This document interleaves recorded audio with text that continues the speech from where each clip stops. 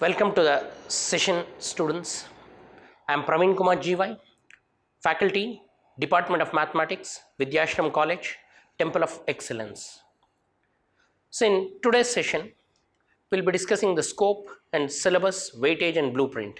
So, topics for the session. In today's class, I'll be discussing scope of the syllabus, and also I'll guide you the importance of the syllabus, then textbooks for reference, which textbooks are prescribed by PU board and which are the good reference books. We'll be going through that. Then syllabus and weightage in part 1 textbook, syllabus and weightage of part 2 textbook, these two things, and then question paper pattern for board exams and blueprint. So these are the topics for the session. So now the very first thing, that is, we'll discuss scope of the syllabus. When I talk about scope of the syllabus, mathematics is such a strong subject where it lays foundation to understand other subjects also. So basically second PUC mathematics is having so many applications in your future in technical courses and also for further studies. Not only that, right now in second PUC also you'll be studying so many differential equations in physics and chemistry also. So in physics they'll say, in nuclear physics they'll say radioactive decay law, that is rate of radioactive disintegration at any instant of time is directly proportional to number of nuclei present in the sample at that instant. And finally they'll write this equation, and in mathematics we call this equation as differential equation. If you solve, then you can get the value of lambda, or finally they'll arrive at result n is equal to n naught e power minus lambda t. So to get this, we convert this to this by a process called integration. So that's a great mathematics tool. So I am repeating, so mathematics becomes a strong foundation to understand other subjects. If I want to derive this equation in physics, I need a tool called integrals, which you are studying now. And this equation we call it as differential equation. So this is an example for physics. Not only in physics, if you want to understand physics better, already you know you have applied vectors and scalars, which you studied, which again you are studying as vector algebra in second year. Other than that, if you take chemistry, in chemistry also we'll apply mathematics. To understand chemistry derivations, you should be very strong in maths. So there we'll say rate of the reaction. So rate of the reaction in terms of reactant minus dr by dt, they'll say if it is a first order reaction is equal to k into concentration of R, reactant they'll give. For a reaction R gives rise to P, they'll write this. So in mathematics again this is called as differential equation, which you are going to study this year. And to solve this differential equation again we need a tool called integral. So what I want to say is, if you want to derive anything in physics, if I want to derive anything in chemistry, you need complete knowledge of mathematics. So mathematics acts as a strong tool. And there is a great saying in mathematics, mathematicians told this great saying, that is, the essence of maths is not to complicate simple things, but to simplify complicated things. Here you can see the complicated differential equation, will convert it by integration and will get the velocity constant k in your chemistry. And similarly in physics you will get dk constant. Other than that, so many applications. In electronics, they'll derive op-amp derivations and electricals, and in physics many times in electrostatics we need to differentiate, we need to integrate, and when they want to define current, so rate of change of current, there are different types of current they'll say, but we see this dq by dt, again for me dq by dt is what? Differential equation. So much of scope is there. To understand other subjects, the essential tool is mathematics. That's why once you are strong in mathematics, nothing is impossible. That's what I can say. Because to understand other subjects, maths is required. And if you score better marks in maths, it means that you got good tools for future. Then, other than that, and I've seen some of the students telling this, sir, I have 0% interest in mathematics. So what I want to say is, again this is also one of the greatest mathematicians quotation. He told, where there is number there is beauty. Life is full of maths. So just now I told application in physics and chemistry, forget it. So when we take birth, date of birth, that is the number. So when we tell date of birth, that is the day when I am born. So date of birth means what? The date of birth is a specific where they'll celebrate depending on the number. Every birthday is important for every individual. What I want to say is, where there is no number, there is no beauty. Where there is number, there is beauty. So not only that, so I told you, some people will tell, sir, I have 0% in interest in mathematics. So 0 itself is a great number invented by Aryabhatta. So it's a great contribution in maths, because without 0, many higher things cannot be reached. So when they tell 0% interest, again I can say their love towards maths. What I want to say is, see, suppose someone gave me 1 lakh check. They forgot 1 0. After all, 1 0, which people don't like, they gave this much. So 2 zeros, 1 lakh they told, and they gave this much. So it's just 10,000 if you count. They missed only 1 0. 0 is having so much of value. They missed 1 0, but I lose how much? So they're paying me just 10,000 rupees in spite of 1 lakh, means I am losing 90,000 rupees. So what I want to say is, start loving maths. Definitely life becomes easy. And what is maths? What is maths? So always there's a great saying, this is also, maths means what? Maths is mental ability to handle situations. So mental ability to handle situations is math. So it helps you to handle, analyze, simplify many situations. And second PUC maths is having wide scope. I told you 2 brief simple things in terms of physics and chemistry. Now without wasting our time, we'll go ahead and we'll see other important things. What I want to discuss is textbooks, prescribed textbooks. What textbooks you have to refer? The very first one is part 1 textbook given by Government of Karnataka PU board, then part 2 textbook, then these 2 are sufficient for your board exams. And if you are thorough with all the problems and concepts present in these 2 books, it is more than sufficient. And Government of Karnataka has also issued one more interesting book called Exemplar. And Exemplar is also a good book. If you are thorough with this Exemplar, along with these 2, part 1 and part 2, it helps you to crack entrance exam. Some of the tips and objective questions are given in Exemplar. So it is also a good book. So these 3 books are prescribed by Government of Karnataka.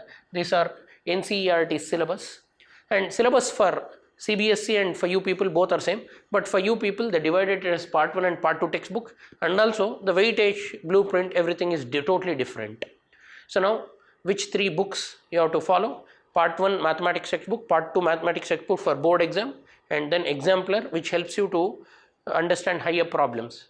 So now other than this, the best book what I want to refer you is Vidyashram study material. So according to me, this is an important book, that is Vidyashram study material. Why I am telling you this is important? Because it includes all the problems of NCERT part 1, part 2 Exemplar. Not only that, it also gives you application level problems. So many problems for practice is given, and lot of worked out examples are given. So when you get more and more practice problems, and all of you know, I'll be saying the same thing always, that is cycling, swimming and maths comes only by practice. As many problems you practice, you will become thorough with the subject. So according to me, this is the best book you can refer. So I hope you're clear with what books you have to refer.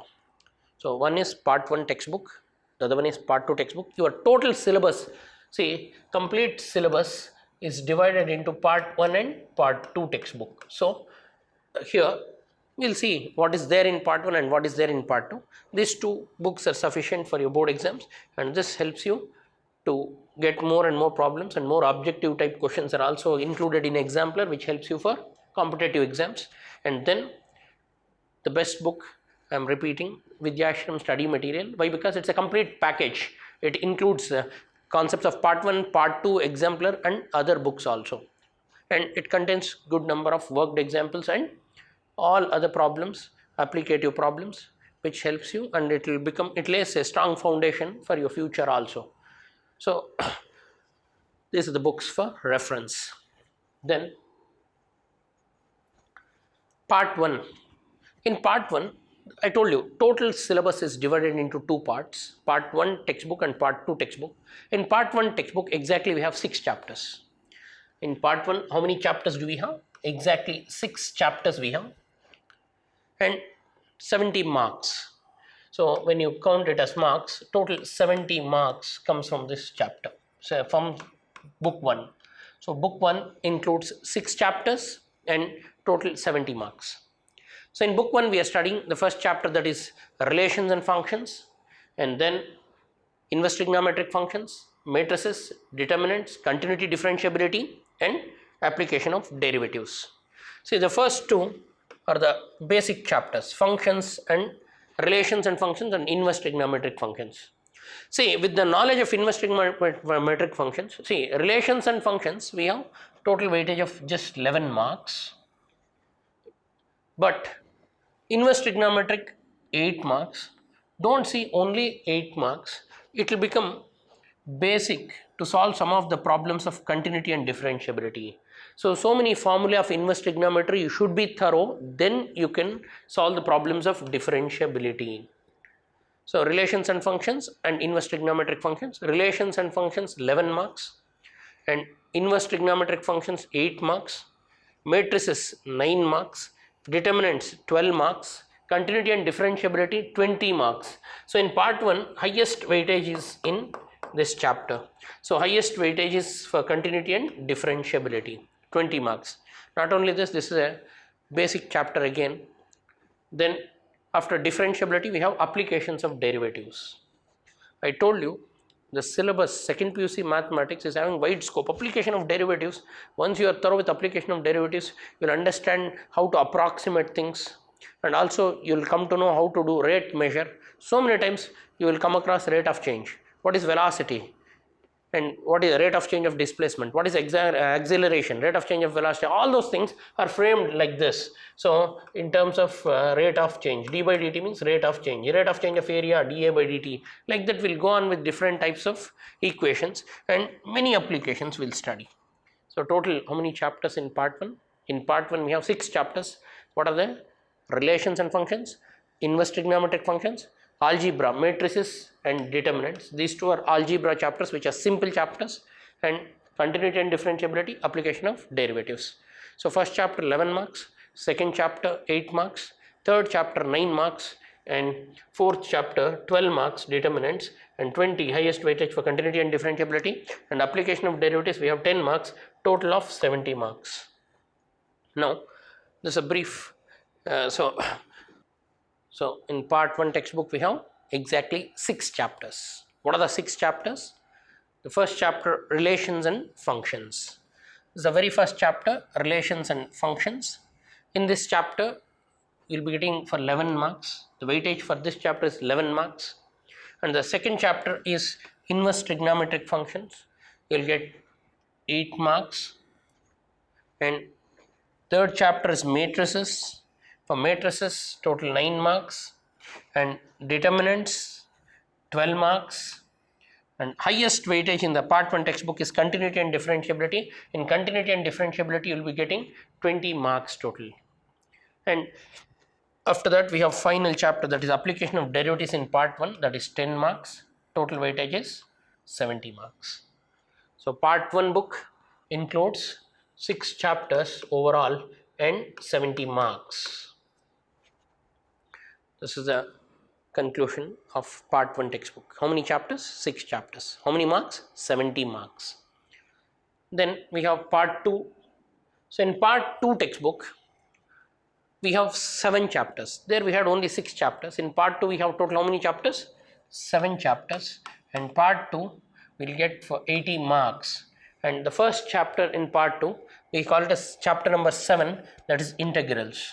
Highest weightage in mathematics is for integrals. Unfortunately, many people will leave this topic as choice. Some of the questions they leave it for choice. What I mean to say is simple. So don't leave any topic as choice. While learning, learn, and every topic gives you a lot of tools for future. Integrals. So if you are thorough with integrals, if you opt engineering maths becomes easy. And also you can understand the applications in electricals and electronics once you are through with integrals. And here also it will give you a lot of weightage. 22 marks comes only from the chapter called integrals. Then application of integrals, very interesting. So if I ask you area of a circle, easily you can tell pi r square, because circle is a regular geometry. But if I give you a shape like this, and if I ask you to find the area of this shape, so it is very difficult. It's irregular shape. Then we have a tool called application of integrals. We'll use integral, definite integrals. So area bounded by curves, we'll use definite integral to integrate. So that's what we'll study in application of integrals. A lot of engineering applications, even in your physics, Gaussian surface. So whenever it is a irregular, we can use integral as a tool. That we'll study area bounded by the region of curves in this chapter. And chapter 9, differential equations. I told the importance of differential equations when I started. Then vector algebra.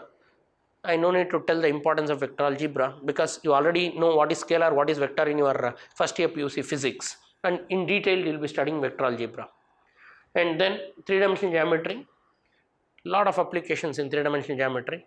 So here first chapter 22 marks, second chapter 8 marks, only and third chapter 10 marks. These three parts are integral calculus. Integral calculus includes 40 marks, 40% of your board pattern. And then 40% in your exam, because maximum scoreable marks is 100. In 100 you can score 40 marks if you are thorough with this. And if you are thorough with these three chapters, I am repeating, so your future is done. Then other than that, we have vector algebra 11 marks, three-dimensional geometry 11 marks, and linear programming, very interesting phenomena. In linear programming, one mark definition they'll ask, and 1 6 mark graphical solution they'll ask. They'll ask you to solve a problem by graphical method, total 7 marks. And the last but important chapter, probability. So a probability helps you to solve so many situations, and so many times we need probability as a tool to do decision making. And therefore in probability also we'll be learning. In first PUC you studied probability, now we will be continuing with conditional probability, Bayes theorem, all those things. So total 11 marks from this chapter. So part 2 textbook includes 7 chapters and 80 marks. And part 2 we have integral calculus, vector algebra, three-dimensional geometry, linear programming, and probability. So this is the weightage chart. Then conclusion is simple. Your syllabus is divided into how many parts? 2 parts, part 1 and part 2. And here part 1 70 marks and 70 teaching hours are required to complete, and 70 marks.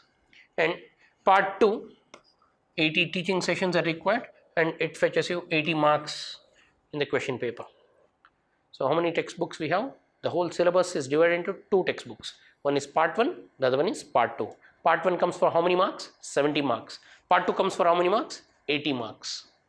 And total for 150 marks. Now going ahead,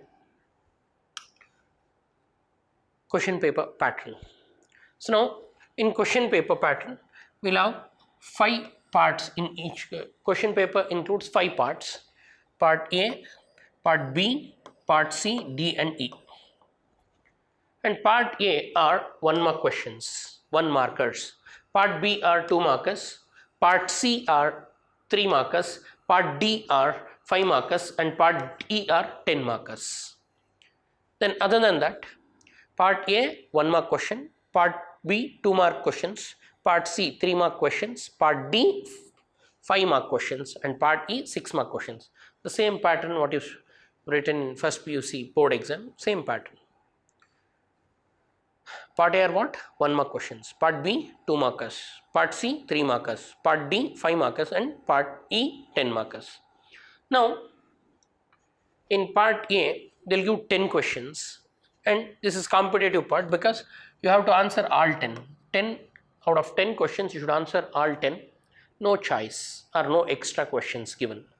Part B, out of 14 you are answering only 10, you'll have 4 extra questions. In part B, they'll give 14 questions, but how many you are answering? You are answering only 10, so 4 extra questions you have. Part C, 14 questions they'll give, again you should answer only 10, again you have 4 extra questions. And part D, 10 questions they'll give, you should answer only 6 out of 10, so again here you have 4 questions extra. Part E, 2 they'll give, you should answer only 1, so here you'll have 1 extra questions. Total you have 13 extra questions. Now, this is given by PU board. Then why I am explaining this? Now I'll tell the importance. They have given choice, not in all sections. In which section we don't have choice? In part A, we don't have choice. It's competitive parts. So that's why first, if you are thorough with the blueprint, in which 10 chapters they're asking 1 mark questions, then you can select the chapters and become thorough in 1 markers. And part B, in part B, they'll give 14 questions. You should answer only 10. But my suggestion to you, always do one extra question. Answer an extra question. And people will be telling me, sir, I know everything, I wrote everything, there was a silly mistake. In maths, there is no silly mistake. Mistake is a mistake. You have to pay lots for that. For example, if you skip one sign, if you skip 1 0 or anything, addition, subtraction, a small error makes your answer wrong and you lose marks. So that's why, for safer side, if time permits, if you know how to do time management, that is my concept when I start the chapters, I'll teach you how to manage the time. 3 hours 15 minutes is not sufficient. So to complete the paper in 3 hours 15 minutes, so you have to do selection. So I'll teach you the selection part also, but I am requesting you people, part B 2 mark questions, so it will not take more time. So do one extra question, if possible more than that also, and part C also do one extra question. And if you write choice, no problem. So some people will ask, say if I write choice, they'll deduct marks. No way, they'll not deduct marks. So if out of 10, if you answer 11, see, if they ask you to answer 10 out of 14 questions, if they ask you to answer 10, you are answering 11. So they'll take best of the 10. Best 10 questions what you answered, they'll select. Where you scored better, that 10 they'll select. And which you scored least, that they'll discard. So writing choice, you will not lose any marks. That's why I'm requesting students to write one extra question in part B and part C. And when it comes to part D, it's 5 markers, you will not have enough time. But in part E, they are giving 10 questions, but you are answering only 6 questions. So select that question. Here selection counts a lot. Select that question which takes less number of steps. How to select? So when I start my sessions in terms of chapters, I'll guide you which chapters are suitable for 5 mark questions. Matrix algebra, matrix method, application of derivatives, like that, so many chapters are there. But I'll select what is the criteria for selection. My first is lesser the steps, lesser the mistakes. Always I'll say this in mathematics, lesser the steps, lesser the mistakes. Select that problem which you can solve it by less number of steps, so that your mistakes will be less. And second important thing is select that question which is verifiable. You will have an alternate method to verify your answer, and derivations. So if you're thorough with the derivation, you can get complete marks in it. So in 10 questions, best 6 questions we have to select and answer. And here out of 2 questions, any one question you have to select and answer.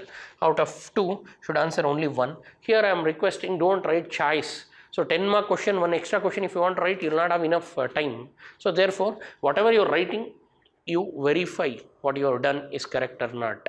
So time management is important. To do time management, so first you should know how to select the questions. So they will give you 50 questions, but are you going to answer all 50? No. Out of 50 you are answering only 37. So remaining 13 you can leave for choice. So which 13 questions you can leave for choice, which are the best 37 questions to select, I'll be guiding you in each chapter. But while learning, I'll make you thorough with all 50 types, all 50 questions you should be able to answer. But learning, learn all. So it's a long journey. When you are going for a long journey, it is required to have a stepney. That's what we say. Means in a long journey, when you are writing for more number of marks, you should also write extra questions. That will be a good habit. And while learning, learn all. But while solving, select and solve the best questions. For selection, I am here to help you which questions are better. Now, question paper pattern, you are clear. So question paper will have 5 parts. Part A, B, C, D and E. A 1 markers, 10 you should answer 10. Part B 2 markers, they'll give 14, you should answer 10. Part C 14 questions they'll give, you should answer 10. Part D 10 questions they'll give, you should answer only 6. Part E 2 they'll give, 1 you should answer. And I'll give you the criteria to select in my other sessions. Now blueprint. So if you see the blueprint, every chapter is having its own weightage. PU board has to follow this weightage. Anybody setting the paper, this is given by PU board. So anybody setting the paper setter has to follow this blueprint. Every chapter is having its own weightage. When we see any question paper, so that question paper should match with this blueprint. So when you take relations and functions, 11 marks, they'll give one 1 mark question, one 2 mark question, one 3 marker, one 5 marker. All put together, total weightage is 11 marks. The second chapter, inverse trigonometry, exactly comes for 8 marks, one 1 marker, one 2 marker and one 3 mark question. And here you will not have any questions of part D and E. And matrices, so you'll have one 1 marker and one 3 marker, one 5 marker. You will not have any question in 2 mark and 5 mark. Determinants, you'll have one 1 marker, one 2 marker, one 5 marker and one 4 marker in the last section. So continuity and differentiability, they'll give one 1 marker, two 2 markers, two 3 markers, one 5 marker and one 4 marker. Then application of derivatives, one 2 marker, one 3 marker, one 5 marker. Total 10 marks is the weightage for application of derivatives. Other than that, integrals, highest weighted, that is 22 marks. So one 6 mark question, one 5 mark question, two 3 mark questions, two 2 mark questions and one 1 mark question. And then application of integrals, 8 marks, one 3 marker and one 5 marker. Less weightage but more applicative. So I told you this will help you to analyze or understand engineering maths in future. And then differential equation, one 2 marker, one 3 marker, one 5 marker, total weightage is 10 marks. And then vector algebra, one 1 mark question, two 2 mark question and two 3 markers, no 5 and 6 markers. And then 3-dimensional geometry, one 1 marker, one 2 marker, one 3 marker, one 5 marker. Till now this part they are asked derivation. So derivations of lines and planes is a repeated question, so it's a scoreable part. So when we come to the portions, I'll again in detail I'll explain the split weightage. This is the split weightage actually. So now then linear programming, you'll have only two questions, one 1 marker, that will be definition always, and one 6 marker graphical solution. And then probability, 11 marks, one 1 marker, one 2 marker, one 3 marker and one 5 marker. So total paper is for 150 marks, but maximum marks that you can score is what? In 3 hours 15 minutes, maximum marks you can score is 100. So 50 marks is extra. This is your PU board blueprint, and you have to first understand, before when you take any chapter, first you should see what is the weightage for the chapter, what sort of questions will appear, all those things. So now in my sessions I'll be going on with each topic according to the weightage. Along with that, I'll also add extra questions so that you'll become thorough with the subject. Thank you for attending the session. Thank you.